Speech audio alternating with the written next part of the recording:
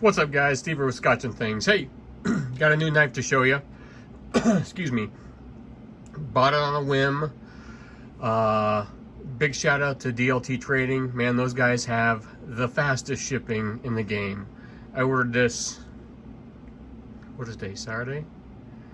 I ordered this Wednesday night and received it today. So it's Thursday, Friday, so 2 days. 2 days and I had it. Free shipping. If you guys are looking for a knife, I don't have any affiliation with them at all, but I've started buying all the knives I can get if they're available from them from DLT. I mean, like I said, super fast shipping and great prices. So, and free shipping over $100. So there's that. As you can see in front of you, it's a Benchmade Osborne. Now, I might, if you've watched any of my other knife videos, this is the first Benchmade I've ever owned, and I've kind of made it known in some other videos how I feel about their political leanings and honestly some of their knives. I just, looking at their offerings, there was nothing that ever really intrigued me for the price, except for the Osborne. My brother's had 2 of them and I've been able to handle them. And I liked them. That being said, though, like with Benchmade, as Nick Shabazz says, you pay the butterfly tax. I think you kind of overpay. You're buying the name compared to some of the materials that come with the knife nowadays. And again, there's their political thing. If you are against that, you know, and I held off. At once I swore I said I'd never buy a Benchmade, but you know, I'm a knife junkie. I can't stop from spending money, and I was looking for another knife to buy, and I thought I'd give this a whirl.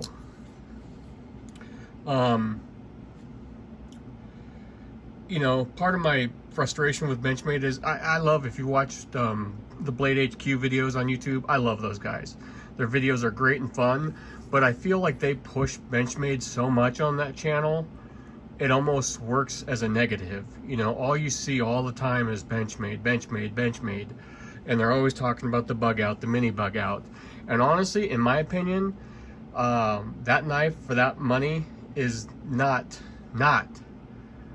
a great knife. That's just my opinion. If you have them, hey, it seems like they're a very popular knife, just not for me, not what I'd spend my money on. This, though, was 200 bucks. So not a cheap knife at all. Like I said, it's my first Benchmade. My brother's had a lot of them, and he's had some issues with some, and some he hasn't. And like I said, there's not a whole lot of Benchmades that really kind of piqued my interest. This was one of them, and it wasn't at first. I always thought this was kind of an ugly knife, but its reputation in the knife world and as an easy EDC knife is legendary. And how can you not love a knife that's 20 years old? It's just celebrating its, I mean, they're just now getting ready to like celebrate its 20th anniversary. That's pretty cool that this thing's been out for 20 years and is still a viable option today. I went with the green, I guess the OG green, and I went with the black blade. So the original one is like the green blade with like the satin, or however they have finished, plain blade. I don't know, that looked just a little too plain to me. I would have preferred serrations just for cutting, but none were available. The carbon fiber was cool, and my brother's got that version now, but I was worried how that would hold up to what I'm going to use this knife for. You know, it's got the purple titanium backspacer, which you think would be weird, but really the contrast is really cool in this colorway. So here's my plan for the knife. This is just kind of an unboxing, a first look, my first initial thoughts, and what I'm going to do is I'm going to really give this knife a test. So I'm going to put away my trusty Strider SNG, which I've been carrying exclusively as my large knife since I got it in July. I love this thing, and I'm gonna switch over to this. So I'm gonna, instead of So if you know, I like when I'm at work, I carry 2 knives. I've got a Bird full serrated hawkbill and a Microtech Ultratech dual edge, regular blade on one side, full serrations on the other. I like the serrations because at work we cut I have to cut like a lot of thick, heavy plastic banding, and the serrations just make quick work of that. This I don't take to work. This is like my EDC knife when I'm not working. So what I'm gonna do is I'm gonna put my Strider away, and for a month I'm gonna exclusively carry this, and I'm also gonna carry it on the job. So my season is we've got about a month left of work, and then I'm gonna use this as my EDC knife when I'm home. So I'm gonna carry it, and in a month I'll come back. So say around Thanksgiving time, I'll come back and give a full review on how I felt this knife has done, which is something I really haven't done except for the Ultratech. And I think I might start doing that, because a lot of times I show videos of knives when I first get them, but then I never give my thoughts on carrying them and stuff like that. What I like so far, and I know Benchmade has a bunch of different clips, and everybody's into the deep carry, everything's got to be deep carry, but honestly I like a big robust clip, because how many times have you guys caught this clip on something and it gets bent out of shape, and then then your day's ruined. So I kind of like that heavy duty clip, and I've got, you know, no issues with it. So this whole access lock that everybody raves about, kind of new to me. My first initial impressions as a newbie, it feels like an assisted opening knife, if that makes sense.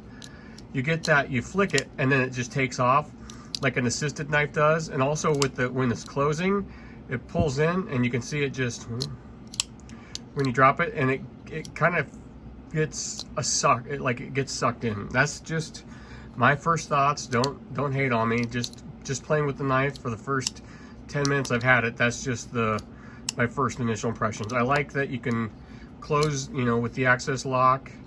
You know, you can use both fingers, you can use one finger, this finger.